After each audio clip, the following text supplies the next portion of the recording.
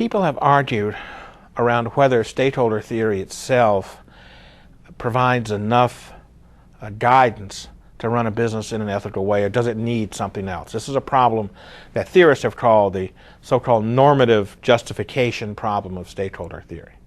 Now, my reaction to this is, well, it depends on what you think stakeholder theory is.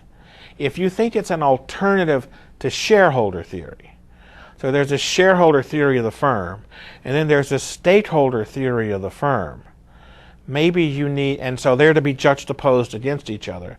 And just as we can put shareholder theory in supposedly purely economic terms, we can put stakeholder theory of the firm in purely economic terms. And we play those off against each other, and hey, where's the ethics here? It's just, economists arguing over who's most important. Now, I don't see stakeholder theory this way. I don't have much at stake as what's a theory and what's not. I think the stakeholder theory, as I say it, or framework or idea, is just a really good idea about what makes business work.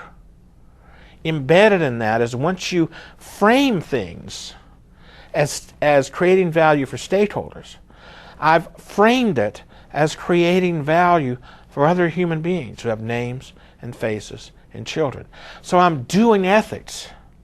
Now, one way to say this is that stakeholder theory is a genre. There are lots of stakeholder theories. There are lots of ways to run a business and to run it ethically. One of the things I've learned over the years is there isn't one and only one way to create value in an ethical way. Part of the problem is our policymakers and our theorists try to find the one and only one way to run a business ethically. Usually it's their way, but leave that aside. I want to say stakeholder theory allows us to see the beautiful diversity of capitalism. And maybe there are obviously some unethical ways to run a business as well, but I want to start with the idea that there are lots of ways to run a business, be sustainable, be responsible, pay different levels of attention to different stakeholders. And what we need is an idea that's inclusive rather than one that's exclusive.